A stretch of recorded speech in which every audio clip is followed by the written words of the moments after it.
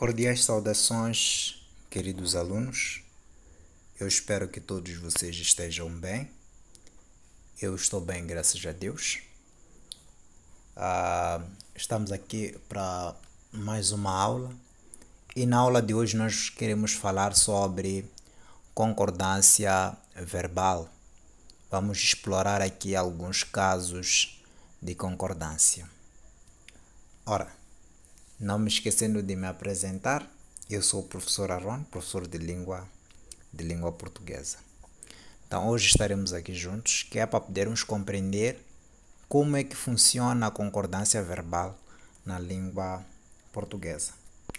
Bom, dominar as regras de concordância verbal é essencial para qualquer pessoa que deseja comunicar-se com precisão, clareza, na língua portuguesa. A concordância, ela é um dos pilares da gramática, temos de perceber isso. Quando nós falamos da concordância, estamos a falar de um dos pilares da gramática, que é responsável por estabelecer uma harmonia entre os elementos da frase, garantindo sua correção e fluidez. Ora, ao compreender e aplicar corretamente as regras de concordância verbal, os falantes podem evitar erros gramaticais que comprometem a compreensão da mensagem e a qualidade da comunicação escrita e oral. Portanto, o estudo e a prática da concordância verbal são fundamentais. Isso é inevitável e isso é indiscutível. O estudo e a prática da concordância verbal são fundamentais para que tenhamos um desenvolvimento das habilidades linguísticas e para a produção de textos claros, quando nós queremos produzir textos coerentes e até mesmo textos gramaticalmente corretos. Nesta aula nós vamos explorar diversas regras de concordância verbal na língua portuguesa, destacando diferentes contextos gramaticais e suas aplicações. Bom, vamos abordar aspectos como concordância com sujeito, composto, concordância com pronomes relativos, concordância com sujeito posposto, que é aquele sujeito que vem depois do verbo, e também vamos ver casos de concordância com verbos impessoais. Nesta aula, cada regra será detalhadamente explicada com exemplos para ilustrar o seu uso,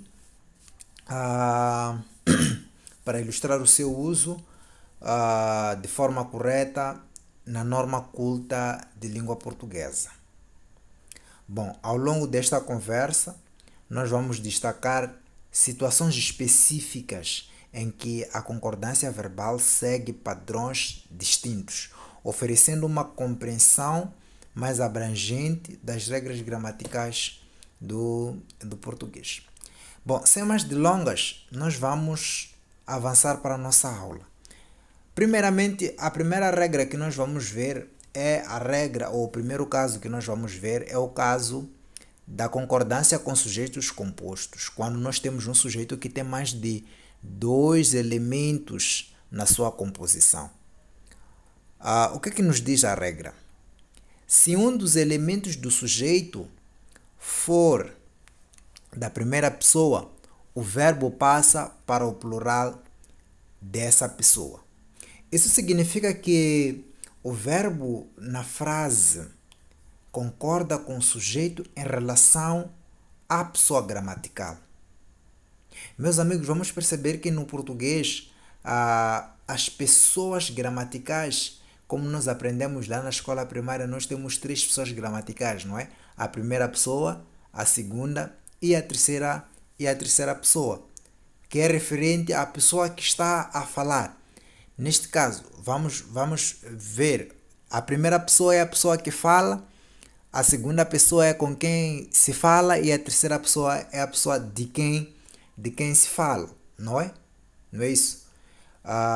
Agora, quando nós falamos de sujeito composto, como nós dissemos, estamos a falar daquele sujeito que tem mais de dois elementos ou mais de um elemento na sua composição. Então, a regra nos diz que quando nós temos um sujeito composto e nesse sujeito composto um dos elementos for da primeira pessoa, o verbo vai passar para o plural dessa pessoa. Vamos ver e estudar o seguinte exemplo. Nós temos aqui eu, o João e a Maria fomos exemplares. Nós temos esta composição aqui, que na língua portuguesa é denominada de sujeito, quanto à sua classificação é um sujeito composto, porque é aquele conjunto de palavras que vai se referir diretamente ao verbo, não é? Se nós formos a perguntar quem foram, não é? Quem foram? Nós teremos a resposta: eu, o João e a Maria, não é? Eu, o João e a Maria fomos exemplares. Então temos aqui um sujeito composto e também temos o verbo conjugado na primeira pessoa do plural. Como nós bem vimos na regra, se tivermos um elemento referente à primeira pessoa, nós sabemos que a primeira pessoa gramatical é o eu. Quando temos um elemento referente à primeira pessoa, a concordância do verbo não será feita, não é? Não será feita na terceira pessoa, não é?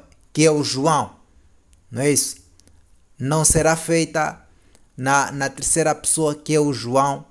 Será feita na primeira pessoa, que é eu. Então, a concordância será feita com a primeira pessoa. Eu, não é? Eu, como estamos a lidar com o sujeito composto, o verbo será conjugado no plural. Qual é a primeira pessoa do plural? Muito bem, é o nós. Eu, o João e a Maria fomos, não é? Fomos exemplares. Estamos juntos? Alguma dúvida? Bom, não havendo, nós podemos avançar para a segunda regra. Ainda falando sobre o sujeito composto, temos aqui: se um dos elementos do sujeito for da segunda pessoa, não havendo nenhum elemento da primeira pessoa, o verbo passa para o plural dessa pessoa. Porque já sabemos que se tivermos a primeira pessoa, vamos passar para o plural da primeira pessoa. Então, se temos um sujeito em que temos lá a segunda pessoa e não há um elemento da primeira pessoa, vamos passar o plural, vamos passar o verbo para o plural dessa segunda pessoa. Antes de colocar o exemplo aqui, eu gostaria de vos perguntar: qual é o plural da segunda pessoa? Já sabemos que a segunda pessoa é o tu. Então, qual é o plural de tu? Muito bem, vós. Então, vamos ver este exemplo. Tu, a Nádia, fostes tarde à escola. Tu e a Nádia fostes tarde à escola. Qual é o nosso sujeito aqui? Tu e a Nádia. Muito bem, este é o nosso sujeito. É um sujeito composto. Temos mais de um elemento. Qual é a nossa forma verbal? É fostes, que é a forma verbal conjugada na segunda pessoa gramatical no plural. Ora, como nós dissemos, não temos aqui nenhum elemento da primeira pessoa. Então, a concordância, não é? O verbo será conjugado de acordo com o plural desse elemento que existe, que é a segunda pessoa. E neste caso nós teremos o quê? Tu, plural de tu, vós fostes. Está bem? Tu e a Nádia fostes tarde à escola. Simples, não é?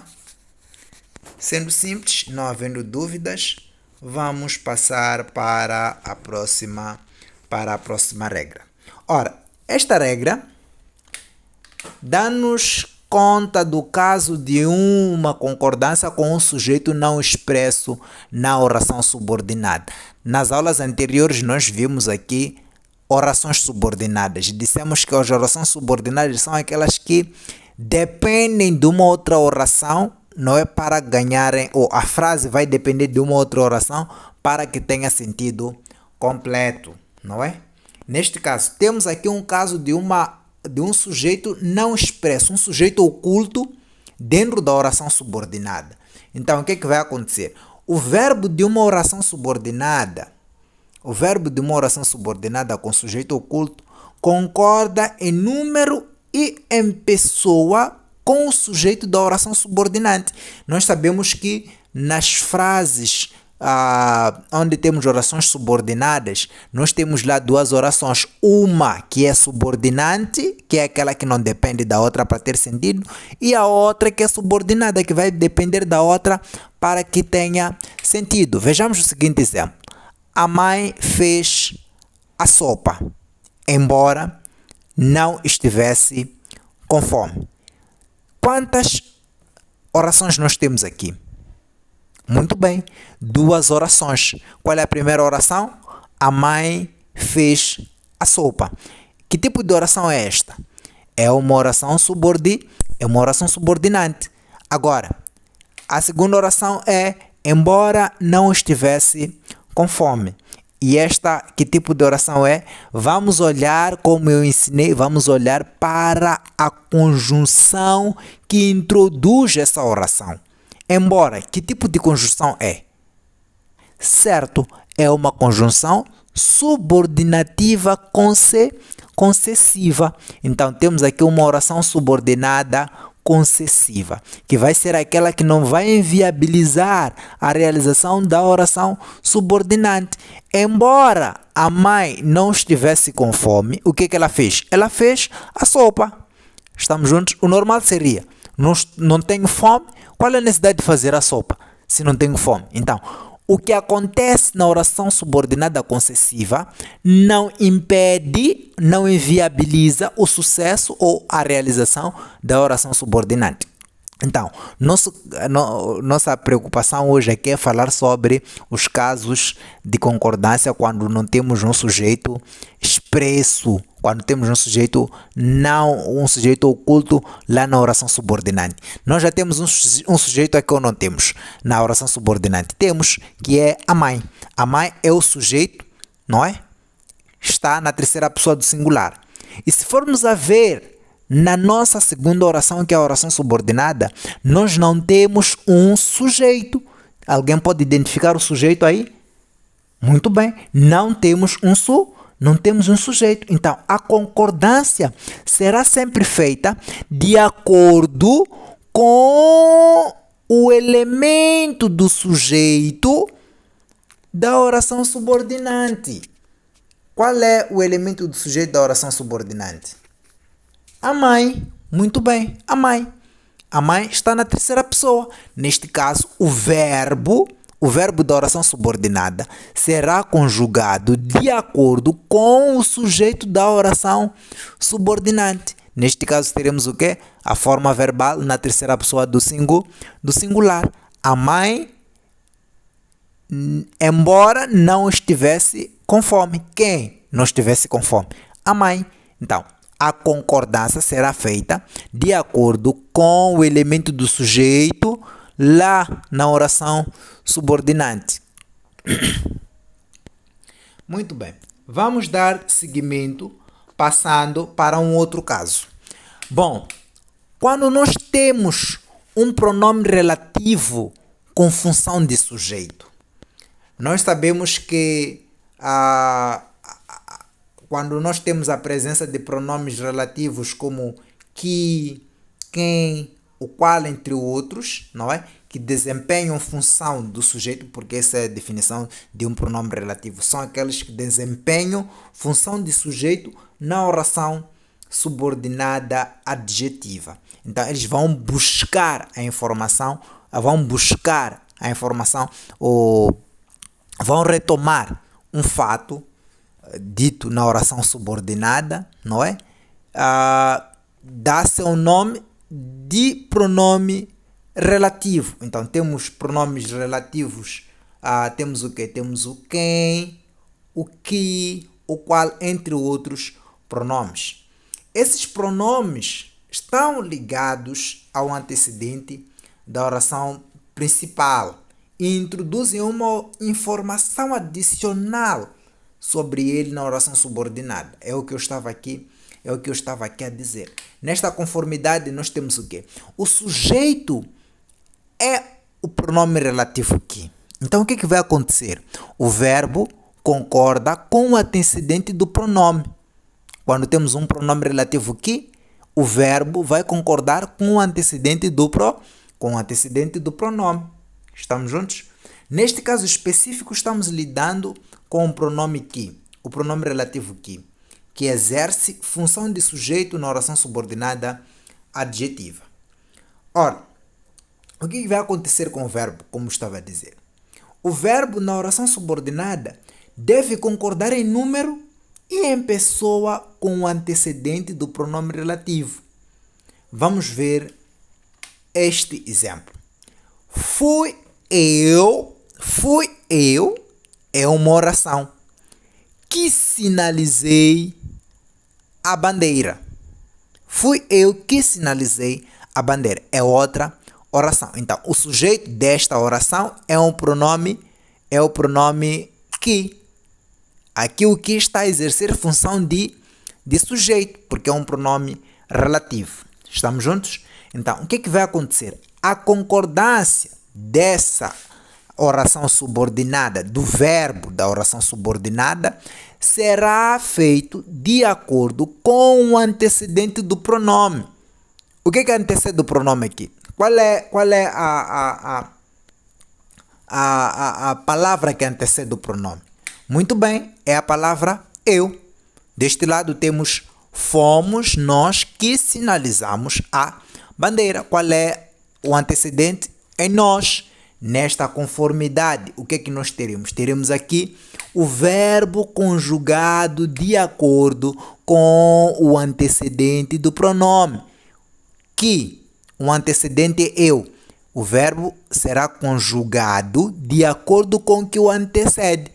O que é antecedido por eu. Então, o verbo é conjugado na primeira pessoa do singular. Eu sinalizei. Estamos juntos? Eu sinalizei. Deste lado nós temos o quê? Nós fizemos o quê? Sinalizamos. Nós, porque é o antecedente do pronome que, sinalizamos. Estamos juntos? Muito bem. Vamos dar continuidade. Ora, temos aqui mais um pronome relativo que tem a função de sujeito. Quando nós temos o pronome relativo quem, aí vamos ter dois casos, ou vamos ter duas situações. O verbo pode ficar na terceira pessoa do singular, ou como também pode concordar com o antecedente do pronome. Neste caso, estamos lidando com a presença do pronome relativo quem, que desempenha da mesma forma a função de sujeito na oração subordinada adjetiva. Esse pronome está relacionado a um antecedente da oração principal e introduz uma informação adicional sobre ele na oração subordinada. Ora, como a regra nos diz, teremos duas situações. O verbo pode ficar na terceira pessoa ou pode concordar com um antecedente. Essa é uma particularidade da concordância verbal quando o sujeito é o pronome relativo quem. O verbo pode ser conjugado na terceira pessoa do singular, concordando com o pronome relativo quem. Estamos juntos? Aí já não está a concordar com o antecedente, está a concordar com o pronome relativo quem, que geralmente é atribuído à terceira pessoa do singular. Nesta conformidade, pode também concordar com o antecedente desse pronome. Estamos juntos? Vamos ver um exemplo que é para podermos entender melhor. Fui eu quem sinalizou a bandeira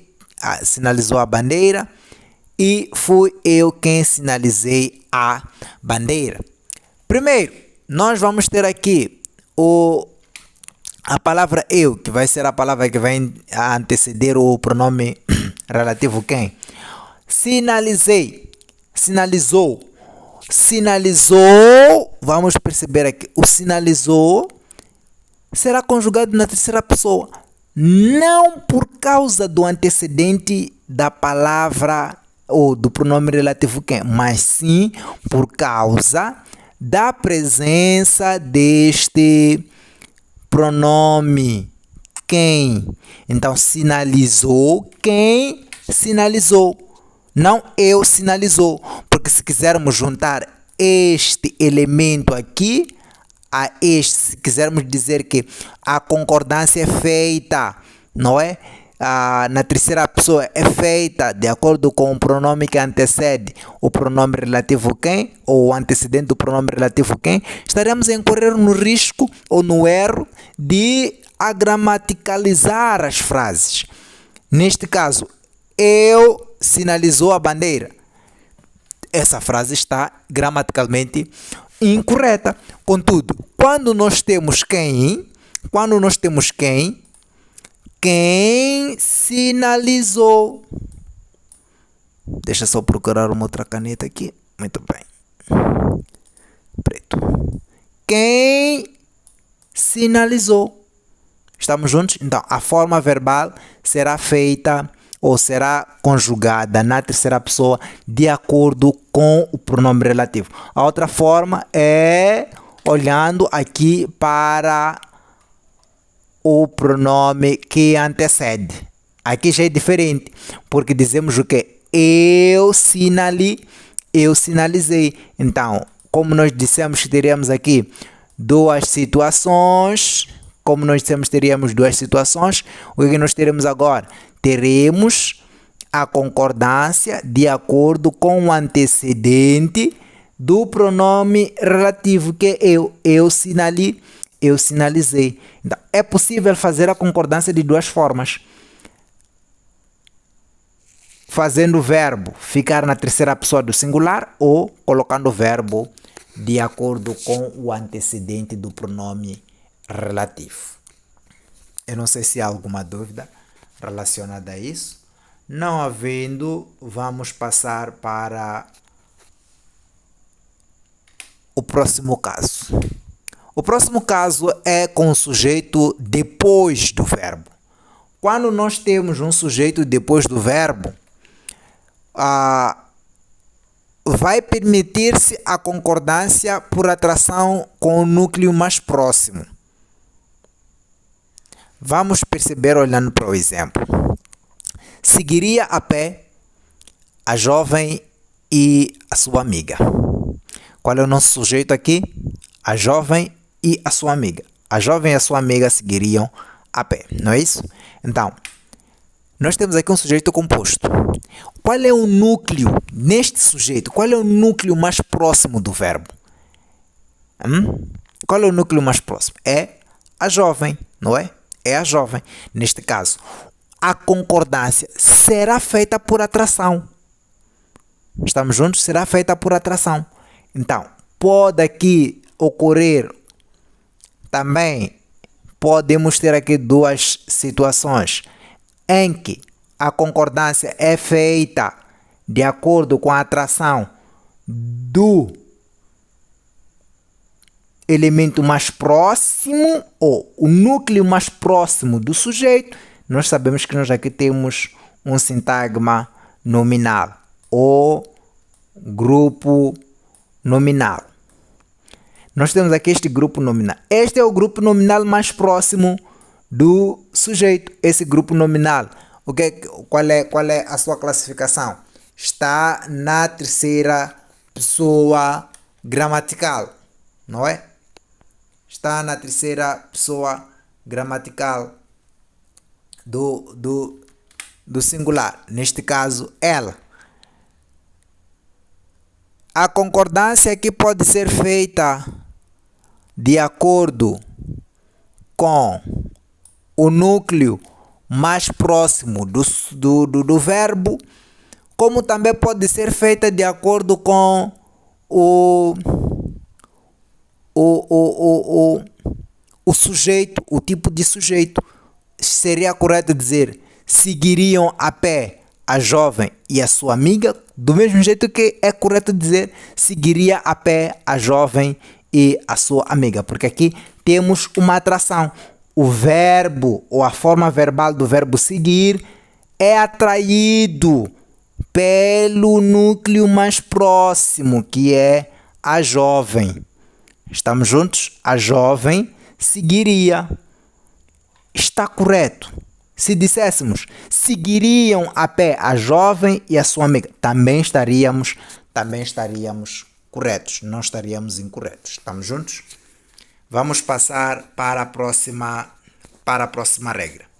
Quando nós temos casos de verbos impessoais, meus amigos, nós sabemos que são chamados de verbos impessoais aqueles que não possuem sujeito específico e não são atribuídos a uma pessoa gramatical.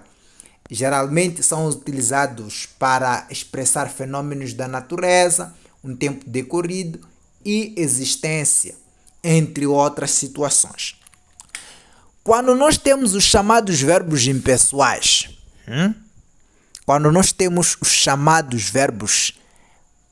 impessoais, de acordo com a norma culta, esses verbos devem ficar na terceira pessoa. Nesta conformidade, o caso específico do verbo haver e o verbo fazer, haver no sentido de existir, temos que perceber esta particularidade. Haver no sentido de existir e fazer indicando tempo. Fazer, o verbo fazer, quando se indica tempo, esses devem sempre, a sua conjugação deve ser feita na terceira pessoa. Vejamos os seguintes exemplos. Havia sérios problemas de iluminação. Aqui estamos a dizer que existia, não é? Problemas de iluminação. Então, nós aprendemos que quando o verbo haver denota existência, é conjugado na terceira pessoa. O verbo fazer, quando denota o verbo fazer, quando denota indicação de tempo, também será conjugado na terceira pessoa. Fazia 2 anos. Então, seria agramatical dizer haviam sérios problemas. Isto porque o verbo haver e o verbo fazer, são conjugados na terceira pessoa. Do mesmo jeito, seria incorreto dizer faziam 2 anos. Fazia, porque estamos a indicar tempo. Fazia, colocamos no singular. Havia sérios problemas. É verdade, sim, temos aqui o plural, mas o verbo é conjugado no singular. Temos o número 2, que também é plural, mas o verbo é conjugado no singular. Ora, quando nós temos o verbo passar, indicando o tempo, não é? Essa locução verbal, passar de, também é colocada na terceira pessoa. Então, passava das 4, não passavam das 4. Quando o verbo, a locução verbal passar de, quando quer indicar tempo, na indicação de tempo, é colocada no singular. Bastar ou chegar de, chega de questionamentos e não chegam de questionamentos. Estamos juntos? Chega de questionamento. É colocado no singular. Lembram-se, colocamos sempre os verbos impessoais na terceira pessoa. Tá bem? Terceira pessoa. O verbo tratar, ou esta locução verbal, tratar-se de, fazendo referência a uma afirmação anterior. Trata-se dos funcionários e não tratam-se de funcionários. Em todos esses exemplos, a regra é manter o verbo na terceira pessoa do singular, evitando flexioná-lo para o plural, mesmo que haja elementos do plural nas expressões ou referências da frase. Essa é uma característica dos verbos impessoais na norma culta da língua portuguesa. Meus amigos, peço para que observemos estes exercícios. O exercício é curto, não é? Vamos identificar aqui duas frases incorretas. Dentre as frases, depois vamos corrigir. Isso vou deixar aqui na tela. Vão copiar e vão fazer em casa. Vão resolver aí. Está bem? Ora, nós chegamos ao fim da nossa aula. Este é o fim da aula. Aproveitar e dizer, aprofundar conhecimentos sobre concordância verbal é uma etapa crucial no processo de aprimoramento da habilidade linguística em língua portuguesa. Portanto, ao compreendermos e aplicarmos corretamente as regras de concordância, nós fortalecemos nossa capacidade de expressão e comunicação, quer seja escrita ou até mesmo oral. A concordância verbal vamos perceber isso. A concordância verbal não apenas confere clareza e coesão aos textos, mas também demonstra o domínio sobre a norma culta da língua, agregando credibilidade e autoridade no discurso. Estamos a ver falar sem erros de concordância, falar sem dizer haviam problemas na minha casa. Falar sem esses problemas de concordância é uma valia. Estamos juntos? Então, nós chegamos ao fim. Queremos desejar a todos continuação de um bom dia e estamos juntos até a próxima aula.